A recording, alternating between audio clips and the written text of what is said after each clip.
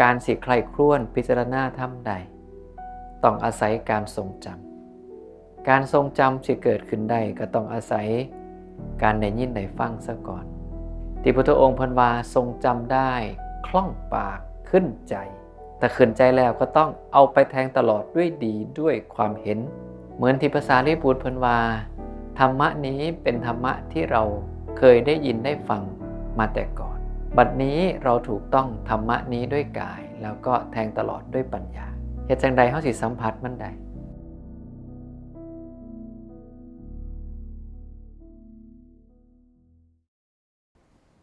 เอาละก็ให้พวกเราตั้งใจใส่ใจรวมเข้าไว้ด้วยใจทั้งหมดเนี่ยสวดลงฟังธรรมเพื่อความไม่มีของนิวรณ์ทั้ง5และก็เพื่อความบริบูรณ์ของโพชฌงค์ทั้ง7นะก็เข้าสู่วันพุธที่5นะสิงหาคมสวดสาธยายปฏิจจสมุปบาทไปเป็นจังใดเราในใจกันได้บ่แม่นบ่เราในใจบางคำก็ไม่รู้สิให้เรียนไปเลยเพราะว่าคนนึงบางเทื่อคนนึงบอกคนนึงมันก็บ่เข้ากันบ่แม่นหมายถึงว่าเราเองบ่ได้เว้าถึงเรากับหมู่อันนี้กำลังเว้าถึงเราเจ้าของผู้เดียวในใจเราได้บ่ได้เพราะว่า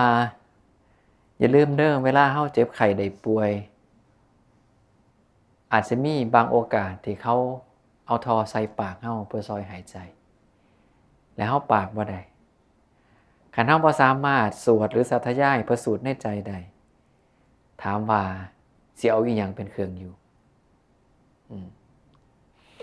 เพราะขนาดพระสูตรสิทบทวนในใจมันก็ทบทวนบ่ได้ในเมื่อทบทวนบ่ได้อานิสงส์มันสิได้บ่ที่พระพุทธองค์เพิ่นว่าอานิสงส์แห่งการฟังธรรมโดยการอันควรและอานิสงส์ในการใคร่ครวญเนื้อความแห่งธรรมโดยการอันควรประเด็นคือคันเฮาบ่มีโอกาสมีคนมาเปิดให้ฟังอาจสิหลายเหตุหลายปัจจัยเนาะและเฮ็ดจังใดเฮาสิสามารถระลึกถึงธรรมะที่เฮาเรียนมาจำมาได้เองคันบ่ซ้อมสวดบ่ซ้อมสาธยายบ่ซ้อมเล่าในใจเอาไว้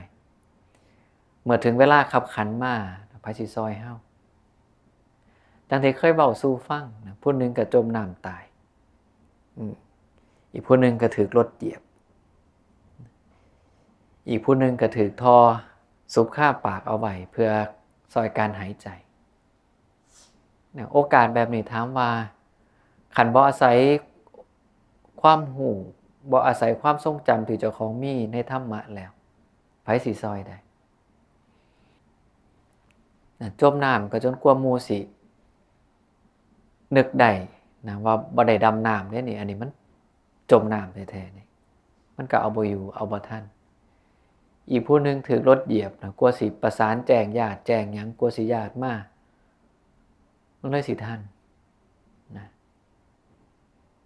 หน้าที่เฮาก็ต้องนี่แล้วเอาให้แม่นเพราะว่าการสิใคร่ครวญพิจารณาธรรมใด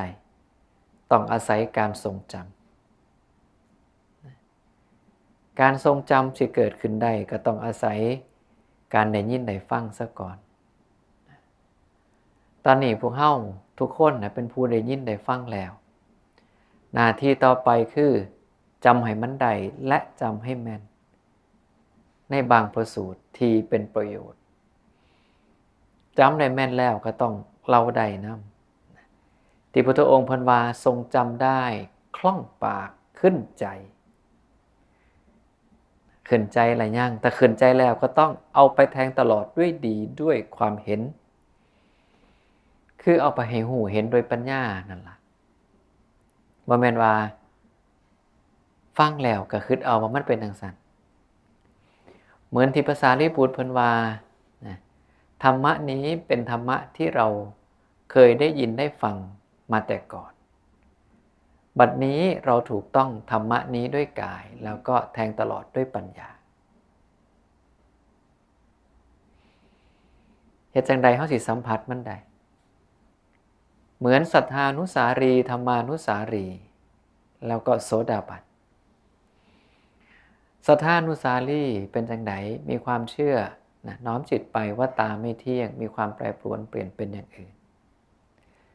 มีความเชื่อน้อมจิตไปว่าหูไม่เที่ยงมีความแปรปรวนเปลี่ยนเป็นประการอื่นมีความเชื่อน้อมจิตไปว่าจมูกไม่เที่ยงมีความแปรปรวนเปลี่ยนเป็นประการอื่นมีความเชื่อน้อมจิตไปว่าลิ้นนะหรือกายหรือมโนไม่เที่ยงมีความแปรปรวนเปลี่ยนเป็นประการอื่นเริ่มต้นจากวงนี้นะเชื่อเราไปน้อมใจไปตามอาการทั้ง4เราไปขันผู้ใดเชื่อน้อมใจไปทั้ง4แล้วนั่นละธรรมานุสารีขันเริ่มเห็นด้วยปัญญากสิบแมนศรัทธานุสารีแล้วสิเป็นธรรมานุสารีศรัทธาแปลว่าความเชื่อหรือแปลว่าความรู้ก็ได้เขามีแค่ความหูที่เกิดจากการฟังการได้ยินการเรียนเขาก็เลยเชื่อเขาก็เลยเข้าใจว่ามันบ่เที่ยงแปรปรวนเปลี่ยนเป็นอย่างอื่นศรัทธานุสาลีเป็นจังซี่แต่ขันขยับไม่อีกระดับหนึ่งก็สิเป็นธรรมานุสารีพวกนี้เห็นโดยปัญญาพอประมาณแล้วนั่นคือเห็นแล้วว่าตาไม่เที่ยงมีความแปรปรวนเปลี่ยนเป็นอย่างอื่นเห็นแล้วว่าหูไม่เที่ยงมีความแปรปรวนเปลี่ยนเป็นอย่างอื่นเห็นแล้วว่าจมูกไม่เที่ยงมีความแปรปรวนเปลี่ยนเป็นอย่างอื่น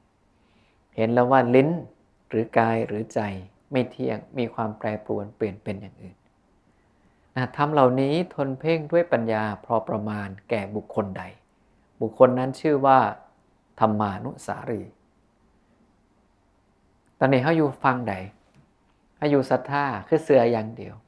หรือเขาขึ้นมาทำมาแล้วเห็นโดยปัญญาเจ้าของแล้ว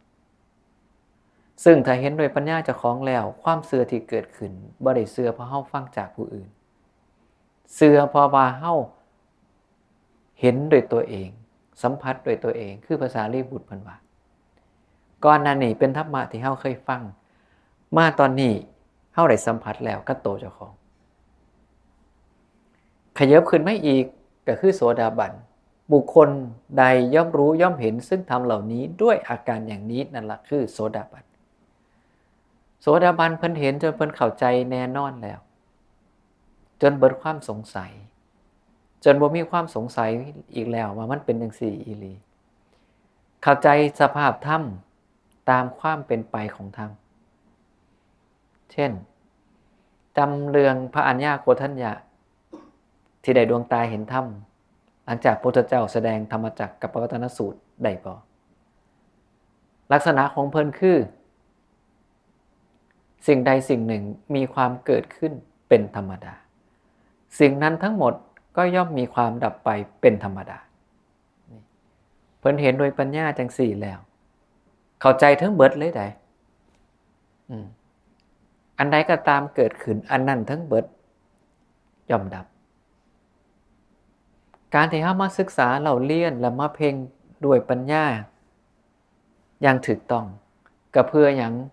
เพื่อให้เฮาเข้าใจทั้งเบิดว่ามันเป็นจังซี่อีหลีโสดาบันก็จึงเบิดความสงสัยจึงเข้าใจแล้วฮู้แล้วว่ามันเป็นอย่างนี้แน่นอนมันบ่เป็นไปอย่างอื่นหน้าที่เฮาคือเห็นไปเรื่อยๆฮู้ไปเรื่อยๆโดยปัญญาค่อยสังเกตค่อยพิจารณาไปเรื่อยๆคือจังบางพระสูตรที่พระพุทธองค์เพิ่นว่าเป็นผู้พิจารณาเห็นความเสื่อมไปมีความสำคัญว่าเสื่อมไป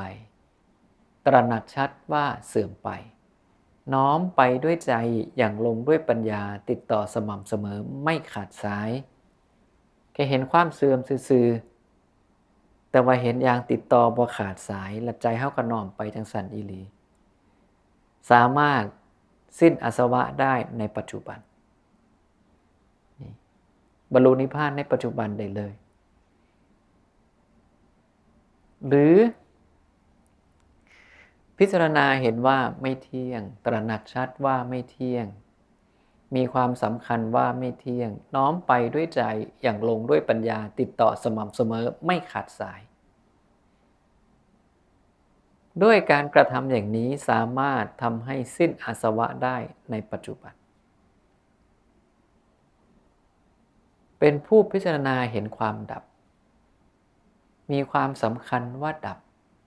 ตระหนักชัดว่าดับน้อมไปด้วยใจอย่างลงด้วยปัญญาติดต่อสม่ำเสมอไม่ขาดสายก็สามารถทำให้สิ้นอาสวะได้ในปัจจุบันพิจารณาเห็นว่าเป็นทุกข์มีความสำคัญว่าเป็นทุกข์ตระหนักชัดว่าเป็นทุกข์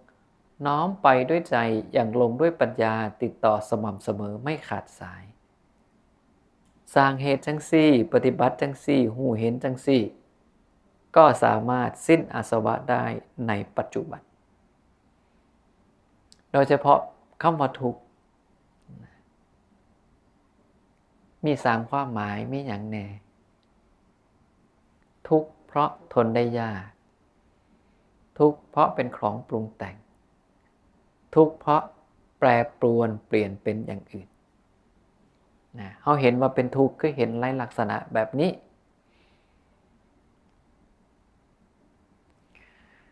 นี่คือตัวอย่างการเห็นโดยปัญญาอย่างถูกต้องเห็นไปเรื่อยๆหูไปเรื่อยๆจนเข้าใจอย่างกระจ่างแจ่มแจ้งว่ามันเป็นจังซี่แน่นอนมันบ่เป็นอย่างอื่นถึงสามารถกล่าวได้เต็มปากว่าเนี่ยสิ่งใดสิ่งหนึ่งมีความเกิดขึ้นเป็นธรรมดาสิ่งนั้นทั้งหมดย่อมมีความดับไปเป็นธรรมดาเห็นเบิดละเด้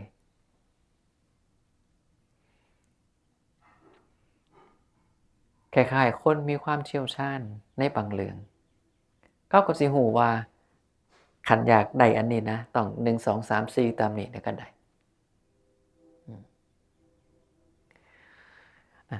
ซึ่งการสิ้นอาสวะการบรรลุความเป็นอรหันต์หรือบรรลุนิพพานก็เฮ็ดปฏิบัติจังซี่แล้วการปฏิบัติจังซี่ก็สามารถเฮ็ดให้เฮาได้โสดาบันคือกันโสดาบันกับพระอรหันต์นี่มีความรู้แบบเดียวกันได้รู้แบบนี้ล่ะรู้จักขันธ์ห้ารู้จักความเกิดขึ้นรู้จักความดับไปรู้จักอัศสาทะอทินวะนิสสรณะหู้แบบเดียวกันว่าขันธ์ห้ามันเป็นจังซี่เกิดมาเพราะเหตุจังซี่ดับไปเพราะเหตุอย่างนี้ความต่างมันมีตรงที่ว่าพระอรหันต์ที่สามารถละอุปทานคือความถือหมั่นในขันธ์ทั้งห้าได้ส่วนโสดาบันนี่ความหูมีแต่ถอนอุปทานบ่ทันได้นี่คือความต่างประสูตรอันนึงพระพุทธองค์เพิ่นว่าไว้จังซี่นั่นหมายความว่าการที่เฮาสิบรรลุเป้าหมายสูงสุดในทางพุทธศาสนาเฮาก็เริ่มต้นจากพื้นฐานจากเบสิกนั่นล่ะพุทธองค์เพิ่นถึงอุปมาเรื่องคนเฮ็ดเฮียนเด้ต้องเฮ็ดฐานให้มันดีเสียก่อนจึงค่อยเฮ็ดตัวเลื่อนข้างเทิงขันฐานมันดีก็สามารถสร้างเลื่อนขึ้นมาในอย่างมั่นคงแต่ขันฐานบ่ดีที่สร้างเฮียนขึ้นมาโอกาสสิพังสิเพ่มันเป็นไปได้สูงแบบเดียวกันเลยเฮาอย่าฟ้าวมองไปไกลแห้งอย่าฟ้าวคิดไปไกลมองกลับมาในปัจจุบันมองกลับมาในสภาพธรรมที่เฮาพบพออยู่ในแต่ละมือนั่นล่ะค่อยเห็นโดยปัญญาไปเรื่อยๆตั้งแต่ของที่เป็นภายนอกนะเข้าของเครื่องใช้นะเสื้อผ้าอาภรณ์นะพวกรถล่าต่างๆบ้านซองเฮียนซ่านแม่นเบิดจากนั้นก็เริ่มมองเข้ามาไกลโตขึ้นเรื่อยๆมาเบิ่งไดน้อผมเฮาปีนี้เป็นจังได๋โอ้หนังเฮาปีนี้เป็นจังไดน้อนะสายตาเป็นจังไดการได้ยินได้ฟังเป็นจังไดเห็นบ่ว่ามันบ่คือเก่าเพิ่นถึงว่ามีความแปรปรวนเปลี่ยนเป็นประการอื่นไง ภาษาบ้านเฮาคือมันบ่คือเก่านะจากนั้นก็มองเข้ามาในสิ่งที่มันเกิดอยู่เรื่อยๆนั่นคืออารมณ์ความรู้สึกสุขแน่ทุกข์แน่พอใจแน่บ่พอใจแน่เป็นจังใดเห็นบ่ว่ามันมีมามีไปเห็นบ่ว่ามันมีเกิดมีดับเห็นบ่ว่ามันมีเกิดแล้วก็แปรปรวนเปลี่ยนเป็นอย่างอื่นความคิดเฮาแห่งตะคักโดยเฉพาะจับนั่งภาวนาเนี่ยเห็นเลยล่ะคันผู้ใดสังเกตมีเจ้าคนเอาอยู่เอา15 นาที20 นาทีนั่งแต่ละมื้อนี่เป็นจังไดเห็นว่ามันแปรปรวนเปลี่ยนเป็นอย่างอื่นนี่ล่ะก็ย้อนมันเป็นอย่างอื่นไงเพิ่นถึงว่ามันเป็นทุกข์เพราะมันแปรปรวนเป็นอย่างอื่นได้เปลี่ยนจากเรื่อง1เป็นเรื่อง2เปลี่ยนจากเรื่อง2เป็นเรื่อง3เปลี่ยนไปเลยจนเคาะระฆังซื่อๆนะเห็นบ่ความคิดก็ดี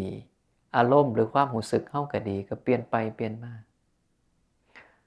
แล้วที่สำคัญเฮาต้องมีความรู้เข้าใจเพิ่มเติมว่าเฮาบังคับบ่ได้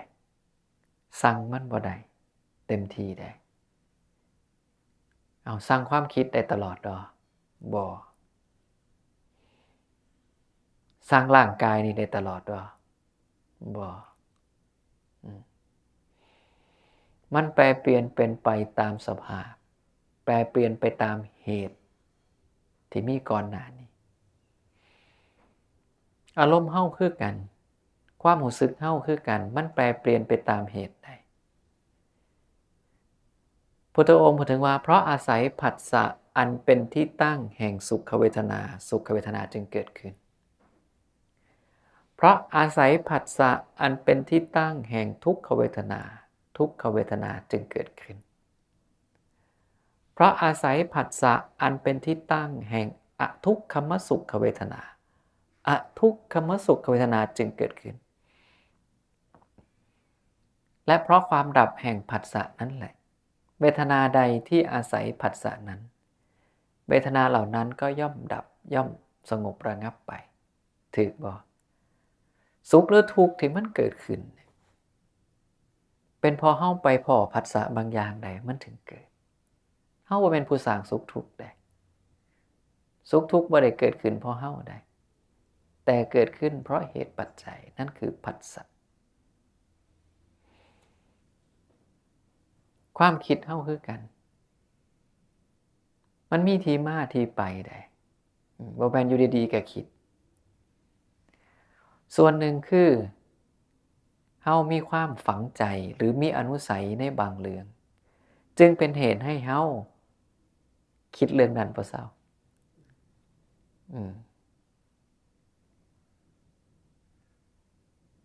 หรือบางคราวเฮามีความพอใจในบางสิ่งบางอย่างความคิดเฮาก็ไหลไปตามนั้นบางคราวเฮามีความคุ้นเคยความคิดเฮาก็ไหลไปหาสิ่งที่เฮาคุ้นเคยซึ่งทั้งหมดเกิดจากหยังบุคคลเมื่อผัสสะกระทบแล้วย่อมรู้สึกผัสสะกระทบแล้วย่อมคิดผัสสะกระทบแล้วย่อมจำได้หรือหมายรู้แต่ทั้งเบิดนั้นโดยเฉพาะผัสสะเป็นของหวั่นไหวมีอาพาธและสิ่งที่เกิดจากของหวั่นไหวมีอาพาธจะเป็นของเที่ยงได้อย่างไรเนี่ยเฮาเข้าใจให้ไปถึงเหตุของมันบ่ได้หยุดอยู่แค่ว่าเฮารู้สึกเฮาคิดแต่มองไปว่าคิดเรื่องนี้เพราะมีอีหยังมาสะกิดใจหรือพอไปเห็นอีหยังหรือพอได้ยินอีหยังรู้สึกแบบนี้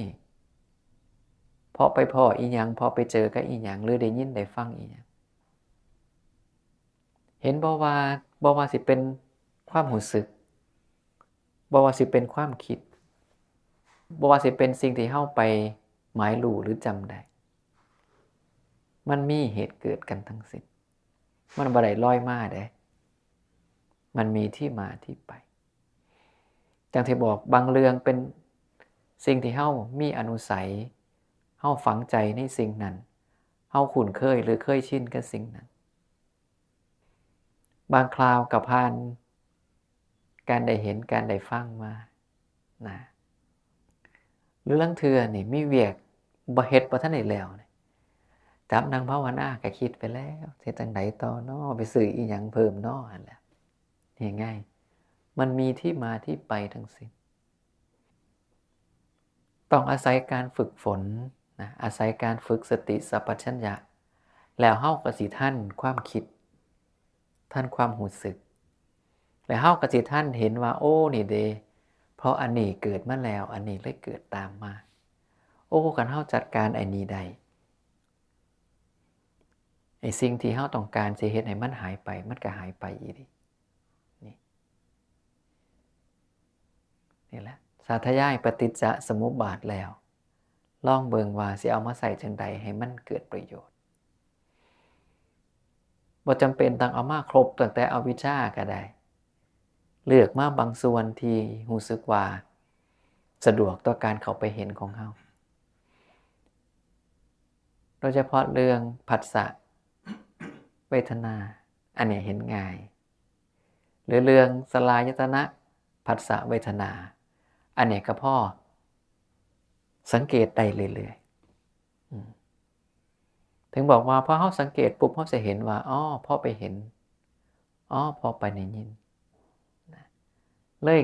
เกิดสิ่งต่างๆตามมาบ่อึดถึงบอกว่าบุคคลเมื่อผัสสะกระทบแล้วย่อมรู้สึกผัสสะกระทบแล้วย่อมคิด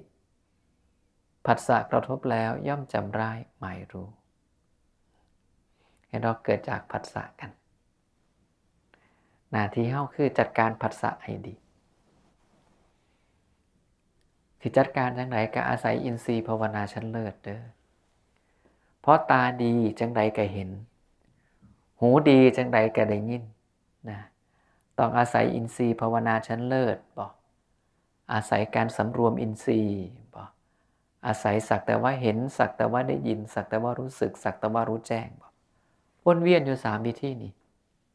พ่อได้นี่แหละเป็นสิ่งที่เฮาต้องค่อยเอาไปประพฤติปฏิบัติเข้าไปสังเกตเพื่อให้เห็นโดยปัญญาให้เฮายกระดับจากศรัทธานุสารีซึ่งเป็นเพียงผู้มีความเสื่อมีผู้น้อมจิตไปซื่อๆยกระดับจากศรัทธานุสารีขึ้นมาเป็นธัมมานุสารีคือการที่เฮาได้รู้เห็นความเป็นจริงของสิ่งเหล่านั้นโดยปัญญาเฮาแล้วเพราะการที่เฮาเห็นจังซี่ไปเรื่อยๆสามารถเฮ็ดให้เฮาได้โสดาบันหรือกระทั่งสิ้นอาสวะเป็นพระอรหันต์ได้หลักการปฏิบัติไม่ซับซ้อนไม่วุ่นวายแต่ต้องต่อเนื่องสม่ำเสมอไม่ขาดสายอันนี้ก็คือธรรมะที่เอามาฝากให้พวกเขาในเสาร์นี้สำหรับตัวหน่อยเองอันพัดซัดดับหยาบที่3ตัวที่เอาออกเป็นหยาบเฉพาะตัวคนเองคืออันเป็นกิเลสก็ว่าแม่นคือโลภนี่คือพ่อพิจารณาได้นะโกรธกับหลงนี่ก็ได้อภัสสะตัวนี้ขน่อยเฉพาะกันหน่อยก็ถือว่ามันเป็นอนุสัยหลายๆประโดดนานที่สิแบ่งออกอย่างไรคือโลภนี่ก็ยังบ่ทันถึงระดับก็หน่อยแต่ส่วนมีบางเกิดขึ้นใน2กรณีนี่อันโกรธกับหลงนี่ก็ได้กันง่ายๆข้านหลายเฉพาะมีปัสสะ2อันนี้ที่เข้ามาแต่ต้องในจิตนี่ทุกๆอริยบทแต่ว่ามันเพื่อสละออกได้ไว้นั่นเพื่อในขันพิจารณาได้ทั้งคอยสละออกได้ครับคิดถึงความตายเรื่อยๆตายไปก็เอาไปบ่ได้ก็จบแค่นั้นล่ะนะมันสิค่อยๆถอยออกมาเองดอกเบิ่งผู้ตายติล่ะของทุกอย่างก็ทิ้งไว้เบิดบางบ้านพี่น้องผิดกันเองอีกต่างหากคือแม่ตู่นึงแล้วอยู่เวียงจันทน์ล่ะพ่อสามีหรือผัวเราเสียเราถึงเข้าใจว่าโอ้ แม่นเลยตายไปเอาหยังไปบ่ได้สิ่งที่สร้างไว้หลายๆแปลงไว้หลายๆก็ยังไปบ่ได้เนี่ยพอเห็นจังซี่ปุ๊บความโลภความอยากได้มันถอยลงเลยได้นี่ล่ะลองเบิ่งเอาเนาะอันตุโกฏได้ไหมอันตุโกฏกับหลงมันเป็นปัสสะเป็นอารมณ์ที่มากระทบแล้วที่ว่าที่สละออกสำหรับหน่อยมันก็บางอันก็ยาวบางอันก็สั้นที่สละออกได้ง่ายๆบางอันมันกระทบแล้วก็เขาในอารมณ์ความหลงนี่ก็เป็นปกติอยู่เอาแสดงว่าเห็นโดยปัญญาหน่อยไปเจริญสมถะหน่อยไปเพราะสมถะเมื่ออบรมแล้วจิตจะเจริญได้ภาวนาอยู่กับมันบ่ได้ความสงบเด้พอเขาได้สัมผัสความสงบแล้วเขาจะเห็นเลยว่าอารมณ์พวกนั้นมันอยากเข้ากับสิบ่อยากเข้าไปอยู่กับมันก็สิกลับมาหาความสงบรู้สึกว่าสบายกว่าเขาบอกให้อิงถึงความแก่กับว่ามันหลงบ่ได้คือมันก็อันนั้นอยู่เขาจะพิจารณานี่เป็นโดยถึงที่บทคำบัญญัติของพุทธองค์ค่ะนั่นได้เทิงอยู่แต่พวกตัวนี้ยังเอาออกทั้งหมดเอาก็ให้ฝึกสมถะให้หลายขึ้นเด้การยืนเดินนั่งนอนที่ออกไปปุ้งของไว้บนเสานี้ว่าสิบ่ลืมย่างไปรถครับก็นี่ไงถึงต้องกลับมาฝึกก่อนสร้างเหตุก่อนคันเหตุบ่สร้างอย่าไปหวังผลมันเป็นอนุสัยก่อนทุกอย่างมันผ่านการฝึกทั้งนั้นอย่าไปโทษของเก่าโทษปัจจุบันเจ้าของฝึกบ่ดีต่างหากผู้ใดเป็นมาแต่เกิดในความสามารถแต่ละอย่างมาฝึกเอาทั้งนั้นน่ะอย่าไปโยนไปโทษสารพัดโทษเจ้าของบ่ฝึกให้มันดีแค่นั้นเองไปเบิ่งซุ่มนักดนตรีที่ล่ะเล่นจนว่าคลองจนหลับตาเล่นก็ได้ย้อนหยังย้อนเขาสอบเจ้าของอยากสิเก่งเรื่องนี้บ่ซ้อมเนาะจักสิว่าจังได๋บ่ได้แล้วเอาเนาะเอาละก็คงพอสมควรแก่เวลาและขออนุโมทนากับพวกเราทุกคนที่ได้มาประพฤติธรรมสมควรแก่ธรรมมากระทำกิจด้วยการฟังทำกิจด้วยความเป็นพหูสูตรรวมไปถึงเจตนาอันเป็นกุศลที่พวกเราได้ตั้งใจมาถวายทานมารักษาศีลด้วยเหตุปัจจัยอันดีทั้งหลายที่พวกเราได้สร้างและกระทำมาจงเป็นผลให้เราได้รับอานิสงส์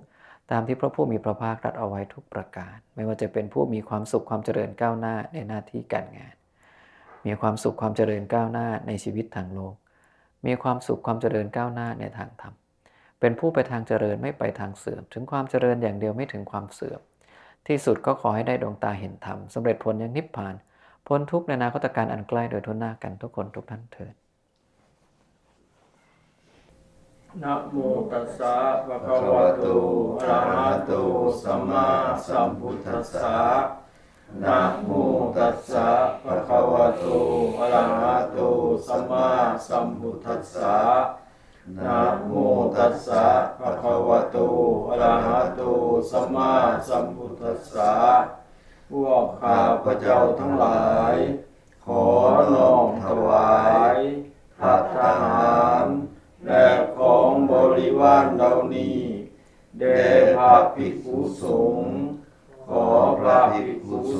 งฆ์โปรดรับภัตตาหารและบริวารเหล่านี้เพื่อให้เป็นเหตุและปัจจัยเพื่อประโยชน์เพื่อความสุขเพื่อความเจริญเพื่อทำให้แจ้งซึ่งนิพพานแก่ข้าพเจ้าทั้งหลายในอนาคตการอันไกลนี้ด้วยเถิดสาธุอายุโตปาลโตทีโรอันนาโทปฏิภาณโทสุขัสสะทาตาเมธาวิสุขังโสอธิคาชติอายุงทาตวาพลังวันนังสุขันจาปฏิภาณโท